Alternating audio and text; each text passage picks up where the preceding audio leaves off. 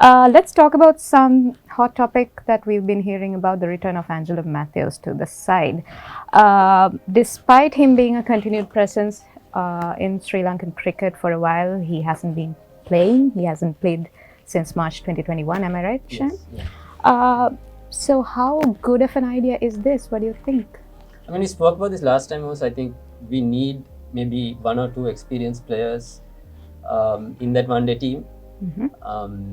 I think the fact is that Matthews is probably the best of our options right now. I think it's good that they're giving him this chance to play with the Sri Lanka A team, because then we can evaluate where he is in terms of his form and in his game, and then we could see maybe is this the kind of player who is going to fit what we need in that national team with that experience. So I think, I mean, it's worth a try. Like I said, person with someone with that experience, I think is definitely a benefit for our one day team going into the World Cup. And yeah, hopefully he does succeed in the limited overs matches against England Lions. දාමින්ද මොකද හිතන්නේ අපි දැන් මේ තරංගය දිහා බලන්නේ නවසීලන්ත සංචාරයට පුහුණු වීමක් විදිහට එක පැත්තකින්. එතකොට ඒත් එක්ක මොන වගේ අදහසක්ද තියෙන දාමින්ද තා? ඒ කණ්ඩායම් ක්‍රිකට් කියන එක ක්‍රිකට් කියන එක ඉතාම වැදගත්. අවසානට වගේ පහුගිය කාලේ අපි ඒ තරම් ලොකු අවධානයක් යොමු කරන්නේ නැහැ මේකට. ඒකට අමතරණයක් යොමු කරන්නේ නැති ඒක හේතුවක් තමයි හැමතිස්සෙම මේ වියදම් කපා හැරීම නැත්තම් කොස්ට් කටින් කිය මේවා නතර කරා. නමුත් ඇත්තට මේක නෙමෙයි වෙන්න ඕනේ. මේ මොකද තරඟකාරීත්වය ඉහළින්ම තියෙන එකක් තමයි ඒ ටෝස් කියන එක. ඒ කණ්ඩායම් වල සංචාර ඇන්ජලෝ මැතිව්ස් විතරක් නෙමෙයි 2006 මුල ගාට කාට විතර ගියොත් මිස්බවුල් හක් එතකොට කුමාර් සංගකාර වගේ අයත් ඒ කණ්ඩායම ක්‍රීඩා කරා දෙපැත්තේ. එතකොට මහේල ජයවර්ධන ඇන්ඩ්‍රු ෆ්ලින්ටෝස් දෙපැත්තේ ක්‍රීඩා කළා. ඒකම දැන් වර්තමාන එංගලන්ත කැප්ටන් බෙන් ස්ටෝක්ස් දිමුත් කරුණාරත්න දෙපැත්තේ ක්‍රීඩා කළා. ඒ වගේ ඒ ක්‍රීඩා අපි ඒ කණ්ඩායම් වලින් බොහෝ වෙලාවට දකින්නේ ජාතික කණ්ඩායම් වල අනාගතය. ඒ කියන්නේ ජාතික කණ්ඩායම් වල අනාගතය කලින් දකිනවා අපි ඒ කණ්ඩායම් වල. ඉතින් මේක අතීතයේ සිටම සිද්ධ වෙච්ච ඉතාම හොඳ දෙයක්. නමුත් අවසානකට ආගේ දැන් එච්චර ලොකු අවධානයක් යොමු කරන්නේ නැහැ. මීට වඩා දෙයක් යොමු කරද්දී හොඳයි. ඇන්ජලෝ සංගකාර මට මතකයි සංගකාර ශ්‍රී ලංකා ඒ කණ්ඩායමට වැටුනේ එයාගේ පළවෙනි ටෙස්ට් තරඟය 2000 ගාල්ලේදී. පළවෙනි ටෙස්ට් තරඟ හයේ සංගකාර හොඳට සෙල්ලම් කරේ නැහැ. ඉසුම නැටුවේ. මේ හොඳ සෙල්ලම් කරේ නැහැ. ඊට පස්සේ එයාව දැම්මා පාකිස්තාන ඒ ටීම් එක ලංකාවට ආව මිස්බවුල් හක්ගේ. එයාව දැම්මා ඒකට සෙල්ලම් කරලා. එයා ඒක හොඳටම සෙල්ලම් කරා. දැන් එයා දන්නවනේ. එයා දන්නවා මම සෙල්ලම් කරේ නැහැ ජාතික කණ්ඩායම හරියට මෙන්න මාව පල්ලෙහාට දැම්මා. දැන් කවුරුකත් වැටි කැමති නැහැ පල්ලෙහාට වැටෙන්න. එතකොට එයා කරේ පල්ලෙහාට ගිහලා පල්ලෙහාගේ හොඳට සෙල්ලම් කරලා උඩට ආවා. උඩ ආපහු ජාතික කණ්ඩායමට ආවෙන් පස්සේ හතරේ ටෙස්ට් තරගයේ කොහෙද තමයි අටවෙනි එකේද කොහෙද තමයි යා මේ හොඳට ලකුණු රැස් කරන ගත්තේ. එයා එතන ඉඳලා එයා වැටුනේ නැහැ. මොකද එයා දන්නවා එයා පොඩ්ඩක් අර දුර්ලභව එයා පල්ලෙහාට ටීම් එකට දානවා කියලා. මේ ඒ කණ්ඩායම වල තියෙන සත්‍යයත් ඔන්න ඕකයි. දැන් ඇන්ජලෝ මැතිව්ස් අන්තිමට සෙල්ලම් කරේ 2021 මාර්තු මාසයේ විතර වගේ. හැබැයි මේ ඇන්ජලෝව මෙතනට දාලා තියෙන්නේ දස්කම් අඩුවෙන්ද එහෙම කතන්දරයක් නිසා නෙවෙයි. ඇන්ජලෝ මෙතනට දාලා තියෙන්නේ නවසීලන්ත සංචාරයේ බොහෝ වෙලාවට ඇන්ජලෝ යයි එක්දින තරගාවලට. මොකද අපිට අපේ වර්තමාන එක්දින කණ්ඩායමේ අපේ ශ්‍රේණිගත කිරීම නම්බර 8 ඉන්නේ බොහොම දුර්ලභ තැනක ඉන්නේ දැන්. අපිට තරඟ දිනන්න. මොකද විශේෂයෙන් ඕවර 50 තරඟ. ඕවර 20 තරඟ වගේ නෙමෙයි ඕවර 50 තරඟ වලදී එක්තරා ස්ථානයක් එනවා ඉනිම ගොඩ නගන්න වෙන තැනක්. උදේ පාන්දර ඒ කියන්නේ පළවෙනි ඕවර් 5 7 8 විකට් 3ක් 4ක් විතර ගියොතින් එහෙම එතන ඉඳලා පොඩ්ඩක් අල්ලගෙන ගිහිල්ලා මේ විකට් එක නොදී පොඩ්ඩක් හෙමින් ගහලා ඊට පස්සේ පොඩ්ඩක් සීසන් 9 පස්සේ මේ chance එක අරන් ගහන එකක් තියෙනවා. ඔක හරියට කිව්වොත් කොළඹ හලාවත පාරේ කා වාහනයක් කෙලවනවා වගේ. ඒ කියන්නේ දැන් අපිට යන්න බෑනේ ජායල පහුවෙන එක මීගමූට යනකම් යන්න බෑනේ පස්වෙනි ගියර එකේ කොළඹ හලාවත පාරේ. හරි. ඉතින් ඒ වෙනකන් මේ මීගමූට යනකම් යන්න ඕන 1 2 3 ඕන්න 4ට පොඩ්ඩක් දැම්මත් ඒත් ආපහු 3ට අදින්න වෙනවා. ඉතින් එහෙම යන්න ඕනේ. එහෙම ගිහිල්ලා ඉවරලා මීගමුව කොච්චි කඩේ වැන්නයින් පස්සේ පුළුවන් පහට දාගන්න. ඉතින් ඇන්ජලෝට මේ හැකියාව ඉහළින්ම තියෙන කෙනෙක්. ඇන්ජලෝට තියෙන ඕන යාට ෂොට්ස් ගොඩක් තියෙන යාගේ පිතිකරු හැකියාව ඇතුලේ ෂොට්ස් ගොඩක් තියෙන එයාට පුළුවන් ඒකන ක්‍රයිසි සිටුවේෂන් එක හෝ විකට් එක නොදී ඔළුවට බෝලේ වදගන බඩට බෝලේ වදගන හරි කමන්න විකට් එක නොදී විකට් එක ඉන්න ඉඳල අන්තිම මොහොතේ අනික් පැත්ත කට්ටිය පොඩ්ඩක් මේ දෛර හීනුන හම පාර් දෙකක් කෙලියට ගහන්න පුළුවන් ඇන්ජලොට යට ඕන වෙලාක ඕර කෙලි හයතුන කතරක් ගහන්න පුලා මිනි හින්න ඒක අපිට ඕන කරනවා මේ එක්දින කණ්ඩායමට පහුගේ කාලේ අපිට එක්දින කණ්ඩායම ක්‍රීඩකින් දකින නොලැබුණු දේත් ඕකම තමයි ඉතින් ඒ නිසා ඉතාම හොඳ දෙයක් ඇන්ජලෝව ශ්‍රී ලංකාවේ කණ්ඩායමට දාපු එක ඔහුට මොනහරි දෙයක් කරන්න මොකද ඔහු පළපුරුදු ක්‍රීඩකයෙක් ඒක අමතක කරන්න එපා ඔහු 2015 ශ්‍රී ලංකා ලෝක කුසලන කණ්ඩායමේ නායකයා ඒකේ අපි ක්වාටර් ෆයිනල් නැත්තම් අර්ධවසන් පූර්ව වටේ වෙනකන් ආවා ඔහු තාක්ෂ ක්‍රීඩකයෙක් මේ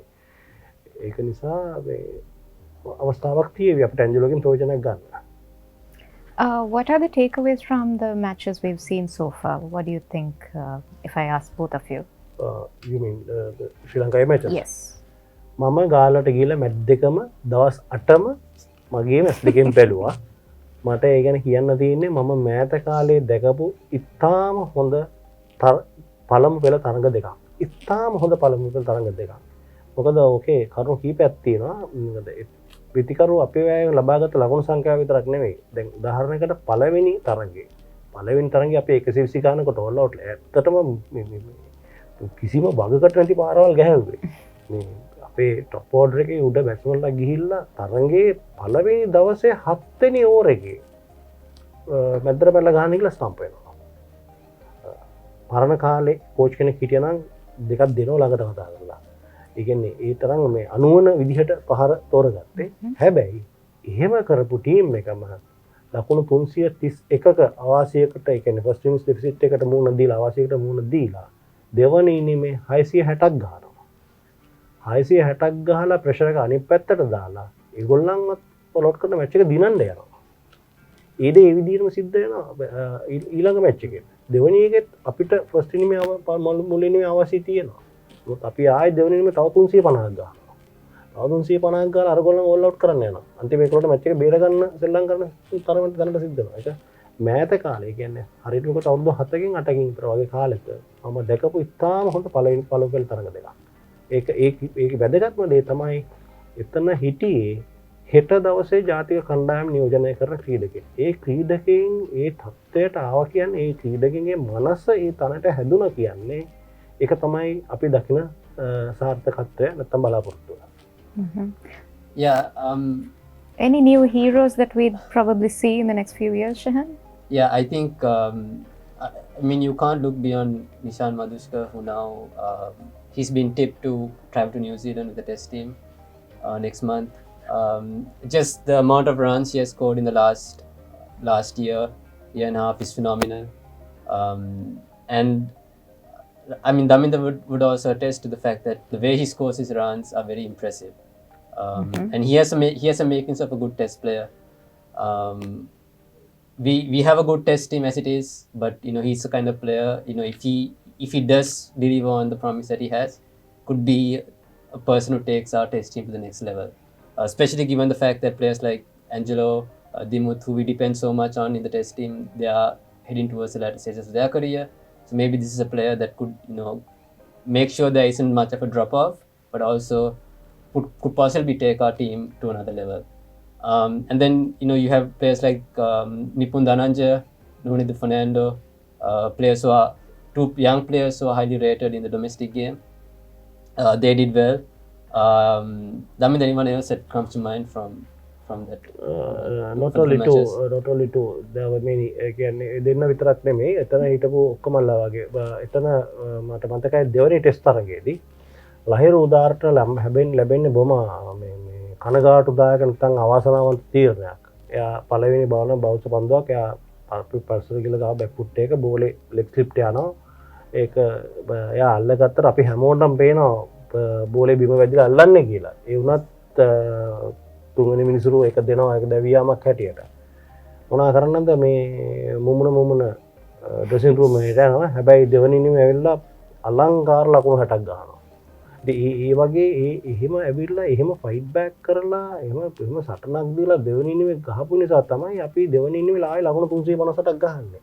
ඒක නිසා තමයි අපිට ඩෙෆිසිට් එකක් කව කරන්න ඒගොල්ලන්ට අනිත් පැත්තට මේ ප්‍රෙෂර් එක දාන්න පුළුවන් වෙන්නේ. ඒකයි මම කියන්නේ අර දැන් තමුන් දැන් පළවෙනි තරගේ සමහර ක්‍රීඩකයෝ දන්නවා ඒගොල්ලන් නරක පාරක් වැරදි පාරක් ගැහුවේ කියලා.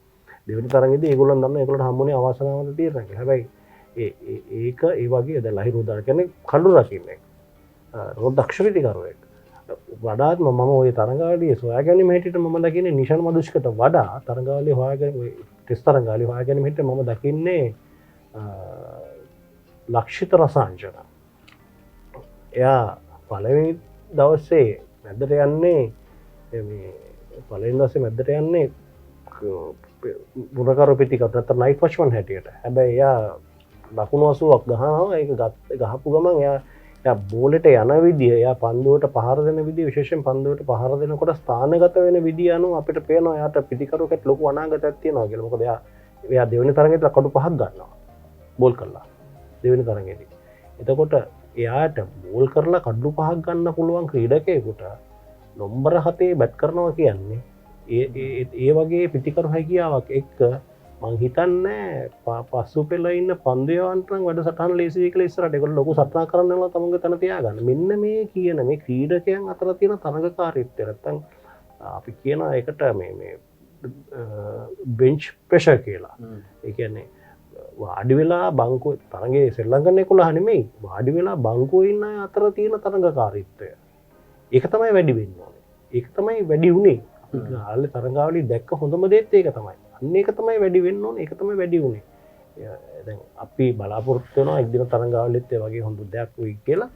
මේ ඒක තමයි වුණ කරන්නේ. And I think we talk so much about how the domestic game doesn't cater to the requirements of international cricket, which is why we see a lot of players do so well in the domestic format, then come to the national team and not be able to convert that success in the domestic game when they are playing for Sri Lanka. So tours like this Sri Lanka A tours are very important because that puts you up against international competition, albeit not the top level cricketers, but at least you're facing possibly cricketers who will feature for their countries in the future as well.